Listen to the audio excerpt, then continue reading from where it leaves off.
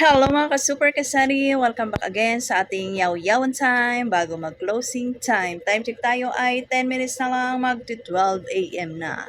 So, pa-close na tayo pero magyayaw-yaw muna tayo. So, ito share ko lang sa inyo. At tanong ko na rin sa inyo. Sige nga, hulaan nyo. Ano ang pinakamahal na paninda dito sa Rosham Minimart? A. Gusto nyo ba yung multiple choice? So, ito share ko na lang, no? Kung ano ang pinakamahal na paninda ko dito sa Rosham Minimart. At hindi ako nababother doon kahit mahal siya. Yun ay walang iba kundi mga alak. Pag may alak, may balak. So ngayong Sabado na ito, no? Sabado na ito. Dami nag-inuman. Pero nung mga maaga-aga pa, wala nagbibilihan. Mga, yan, umpisa alas 9, alas 10, alas 11, tatlong Red Horse, apat na Grande, isang case na litro, mga San Miglay, kung ano pa, Alfonso. Pero may alam ko mayroong mga customer na hindi bumibili sa akin. Bakit? Dahil sabi nila, mahal daw ang alak ko.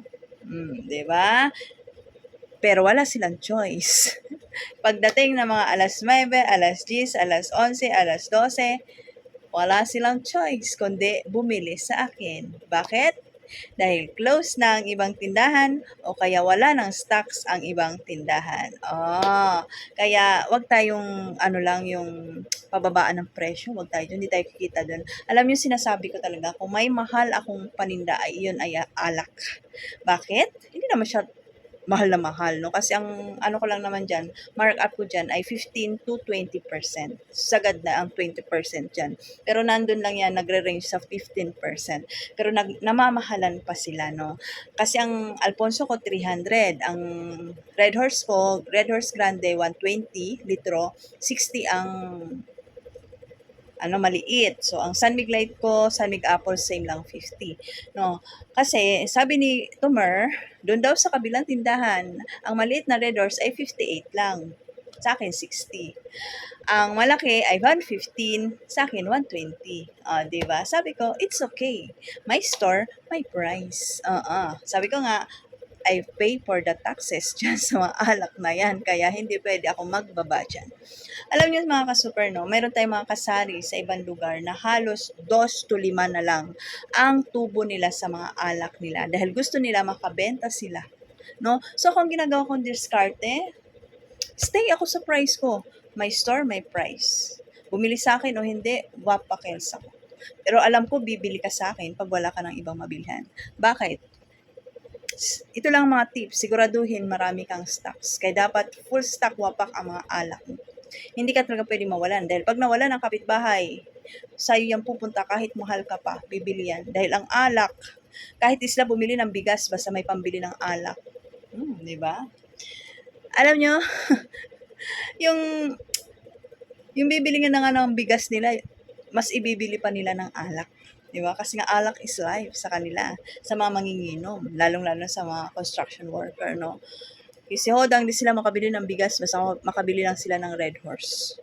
Ang kamatis nga magpiprito ng itlog. Wag na lang magkamatis daw dahil mahal, pero bibili ng camel. 'Di ba? Ganun ang mga mindset ng mga manginginom, ng mga may bisyo. Kaya ang mga panindang bisyo, kailangan talaga minamahalan diyan. Bukod sa nagbabayad tayo ng tax diyan, no? Kasi nga hindi naman yan basic needs. Ano nga yan, luho, bisyo. Wait lang. May humabol pa. Ang Emperador litro ko ay 200.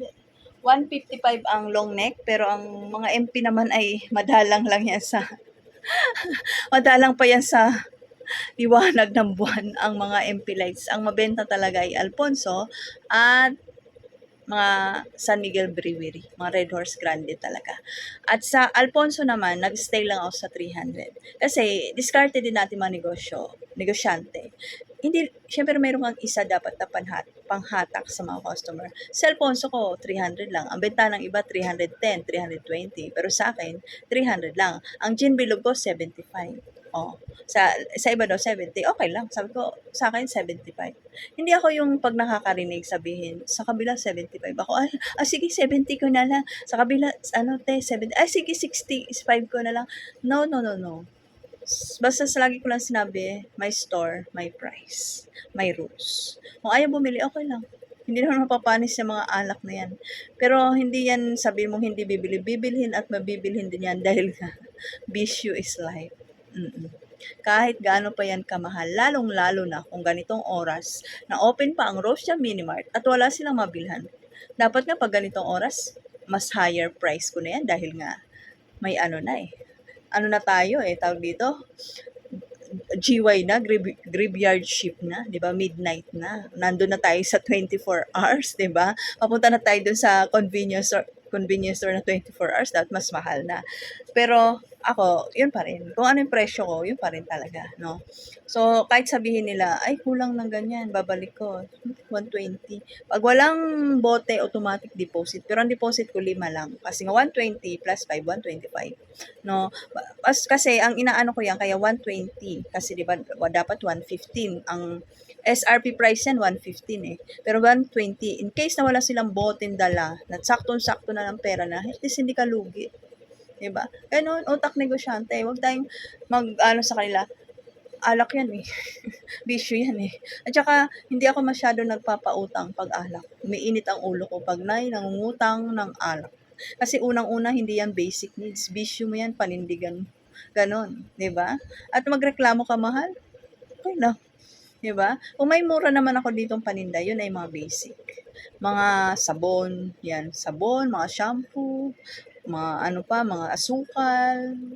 Mura yan kasi araw-araw yan ginagawa. Pangangailangan ng mamamayan, ng mamimili-mili. Kaya yun dapat mura.